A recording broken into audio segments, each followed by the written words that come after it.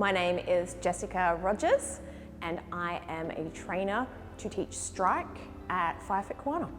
I've been involved with Fire Fit from the beginning, so yeah, about a month now. During our strike class, we incorporate a lot of boxing, strength and high intensity, always involving our lighting system and always involving really good music. Love the sounding system.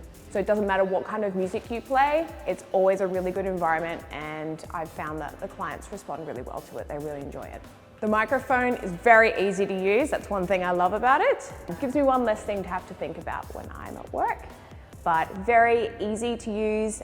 The sound quality is really good and all of the clients can hear really well during the class. So one thing that I think Fire Fit really differs from all of the other gyms is our lighting system. Choosing different settings with the system that we have is really simple throughout the class. Choosing a lighting system to change throughout the class is really good. I think that the clients really respond positively to that. The system's very simple to use. It's just a matter of choosing what it is that you want. There's no flicking through, looking for something.